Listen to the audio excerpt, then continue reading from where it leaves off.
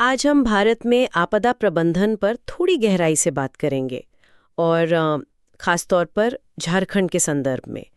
हमारे पास जेपीएससी परीक्षा के लिए तैयार किए गए कुछ नोट्स हैं, तो उन्हीं को आधार बनाकर हम इस विषय को समझने की कोशिश करेंगे। जी। तो मकसद ये है कि भारत का जो पूरा डिजास्टर मैनेजमेंट का ढांचा है उसको समझें और साथ ही झारखंड की क्या खास चुनौतियां हैं, वहाँ क्या कोशिशें हो रही हैं, उस पर भी एक नज़र डालें। तो चलिए शुरू करते हैं। सबसे पहले ये जो 2005 का आपदा प्रबंधन अधिनियम है, ये असल में है क्या और मतलब जमीनी स्तर पर कैसे काम करता है ये? हाँ, बिल्कुल। देखिए, ये जो अधिनियम है डिजास्टर मैनेजमेंट एक्ट 2005, ये पूरे सिस्टम की आप कह सकते हैं रीढ़ की हड्डी है। इसका मेन उद्देश्य है कि कोई भी आपदा हो, चाहे वो प्राकृतिक हो या इंसान की वजह से हुई हो, उसके असर को कैसे कम किया जाए, तैयारी कैसे हो, अगर कुछ हो जाता है तो तुरंत रिस्पॉन्स कैसे दिया जाए, और फिर रिकवरी मतलब लोगों को वापस सामान्य स्थिति में कैसे लाया जाए, ये सब इसमें आता है। अथॉरिटी इसके अध्यक्ष खुद प्रधानमंत्री होते हैं। ये 2005 में बनी थी और देश भर के लिए नीतियां, गाइडलाइंस ये सब तय करती है। और राज्यों में? हाँ, राज्यों में इसी तरह से स्टेट डिजास्टर मैनेजमेंट अथॉरिटीज हैं, मतलब एसडीएम है। इनके प्रमुख मुख्यमंत्री होते हैं। झारखंड की बात करें तो वहाँ एसडीएम 2007 से काम कर रही है। ओके। और फिर जिला स्तर पर भी कुछ होता है? जी हाँ, बिल्कुल। जिला स्तर पर डीडीएमए होती हैं, डिस्ट्रिक्ट डिजास्टर मैनेजमेंट अथॉरिटीज। और ट्रेनिंग और रिसर्च के लिए एक अलग संस्था है, NIDM, national institute of disaster management. समझ गई। और वो जो रेस्क्यू ऑपरेशंस करते हैं जमीन पर, वो एनडीआरएफ है ना, नेशनल डिजास्टर रेस्पॉन्स फोर्स। इनका काम तो अक्सर हम टीवी पर देखते हैं बड़ी आपदाओं के समय। हाँ, बिल्कुल। एनडीआरएफ ये 2006 में बनी एक खास फोर्स है। ये गृह मंत्रालय के अंडर आती है। इसमें करीब 16 बटालियन है जो अलग अलग पैरामिलिट्री फोर्सेस से ली गई हैं। झारखंड के लिए आमतौर पर पटना वाली जो 9वीं बटालियन है और वाराणसी की 11वीं बटालियन वो मदद के लिए आती हैं, जैसे बाढ़ हो, भूकंप हो, ये कोई खदान दुर्घटना हो जाए। अच्छा, अब आते हैं झारखंड पर। नोट्स में ये साफ है कि वहाँ की चुनौतियाँ कुछ हटके हैं, मतलब राज्य की अपनी एक अलग भौगोलिक और सामाजिक स्थिति है। हाँ, आपने सही कहा। देखिए, झारखंड भूकंप के लिहाज से जोन 2 और 3 में आता है। ये मॉडरेट रिस्क वाले जोन हैं। रांची, धनबाद जैसे जो बड़े शहर हैं वो जोन 3 में हैं। लेकिन इससे भी बड़ी एक चिंता है वहाँ, वो है बिजली गिरना। बिजली गिरना? सच में नोट्स में आंकड़े तो काफी चौंकाने वाले हैं। 100 से ज्यादा मौतें, ये तो बहुत ज्यादा है।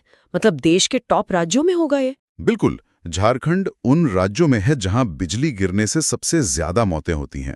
रांची, सिमडेगा जैसे जिले इसमें ज्यादा प्रभावित हैं। हाँ, एक राहत की बात यह है कि 2021 में एक ऐप लॉन्च हुआ है, सतर्क ऐप। सतर्क ये क्या करता है? ये ऐप कोशिश करता है कि बिजली गिरने की रियल टाइम चेतावनी लोगों तक पहुंचाई जा सके, ताकि वो सावधान हो जाएं। ये तो अच्छी पहल है। और दूसरी क्या समस्याएं हैं? सूखा वगैरह भी होता है क्या? जी, सूखा तो एक पुरानी और लगातार बनी रहने वाली समस्या है, खासकर पलामू, लातेहार जैसे जिलों में।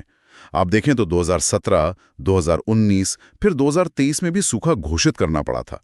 और दूसरी तरफ साहिबगंज जैसे जिले हैं जहां बाढ़ की समस्या रहती है, गंगा नदी के वजह से। और क्योंकि झारखंड खनिज संपदा के लिए जाना जाता है, तो खदान दुर्घटनाएं, नोट्स में कुछ हाल की घटनाओं का जिक्र भी है। क्या ये भी एक बड़ा मुद्दा है? हाँ, ये एक बहुत गंभीर मुद्दा है, खासकर कोयला खदानों वाले इलाकों में। आपको याद होगा शायद 2016 में ईसीएल की लालमटिया खदान में एक बड़ा हादसा हुआ था। 18 लोगों की जान गई थी उसमें। हाँ, वो तो बहुत दुखद था। और अभी हाल में 2023 में धनबाद के एक अस्पताल में आग लगी थी, उसमें भी 14 मौतें हुई। तो ये दिखाता है कि इंडस्ट्रियल सेफ्टी और फायर सेफ्टी कितनी जरूरी है। इसके अलावा जंगल की आग, खासकर सूखे मौसम में, और मानव वन्यजीव संघर्ष मतलब हाथियों के हमले वगैरह, ये भी वहाँ की आपदा प्रोफाइल का हिस्सा हैं। तो इतनी सारी अलग अलग तरह की चुनौतियां हैं, इनसे निपटने के लिए राज्य स्तर पर क्या व्यवस्थाएं हैं? मतलब क्या ये काफी हैं? देखिए, व्यवस्थाएं तो हैं। जैसे मैंने बताया, झारखंड एसडीएम में है 2007 से। स्टेट डिजास्टर रिस्पांस फोर्स यानी एसडीआरएफ की टीमें भी हैं। हर जिले की अपनी आपदा प्रबंधन योजना है और ये सतर्क ऐप जैसी टेक्नोलॉजी का इस्तेमाल भी हो रहा है। लेकिन हाँ, चुनौतियां भी कम नहीं है। नोट्स में भी इनका जिक्र है। क्या है वो मुख्य चुनौतियां? सबसे बड़ी एक चुनौती है कि राज्य में एनडीआरएफ का कोई स्थायी उपकेंद्र या बेस नहीं है। टीमें बाहर से आती हैं तो पहुंचने में समय लगता है। दूसरी बात, जो दूर दराज के आदिवासी और जंगली इलाके हैं, वहां कम्युनिकेशन मतलब संचार के साधन अक्सर ठीक नहीं होते, तो सूचना पहुंचाना, मदद भेजना मुश्किल हो जाता है। हाँ, ये तो बड़ी दिक्कत होगी। बिल्कुल। फिर अवैध खनन एक और बड़ी समस्या है। इसमें सेफ्टी नियमों का कोई ध्यान नहीं रखा जाता, तो हादसों का खतरा बढ़ जाता है।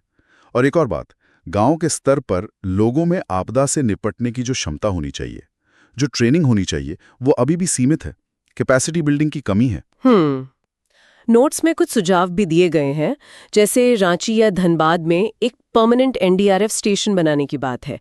और ये जो सतार कैप है, इसको लोकल इमरजेंसी सिस्टम से और बेहतर तरीके से जोड़ने की जरूरत बताई गई है। जी हाँ, ये सुझाव इन्हीं चुनौतियों को देखते हुए दिए गए हैं, ताकि रिस्पॉन्स टाइम बेहतर हो सके और टेक्नोलॉजी का फायदा सही से मिल पाए। तो कुल मिलाकर हम ये कह सकते हैं कि भारत में एक राष्ट्रीय ढांचा तो मौजूद है, लेकिन झारखंड जैसे राज्यों की अपनी अलग भौगोलिक, सामाजिक, आर्थिक परिस्थितियां हैं और इनकी वजह से वहाँ कुछ खास चुनौतियां पैदा होती हैं, जिनसे निपटने के लिए लोकल लेवल पर वहीं के हिसाब से समाधान खोजने की जरूरत है। बिल्कुल सही कहा आपने। और यहीं पर एक सोचने वाली बात सामने आती है। देखिए, एक तरफ तो राष्ट्रीय स्तर पर आपदा मित्र जैसी योजनाएं हैं, जिसमें समुदाय के स्वयंसेवकों को तैयार किया जाता है, और दूसरी तरफ झारखंड के आदिवासी इलाकों में कम्युनिकेशन जैसी बुनियादी चुनौतियां हैं। तो सवाल ये उठता है कि प्रभावी स्थानीय आपदा प्रतिक्रिया के लिए वहां का जो पारंपरिक ज्ञान है, जो समुदाय की अपनी समझ है, और जो आधुनिक तकनीक है जैसे ऐप्स वगैरह, इनके बीच बेहतर तालमेल कैसे बनाया जा सकता है? ये एक अहम सवाल है जिस पर आगे और विचार करने की जरूरत है।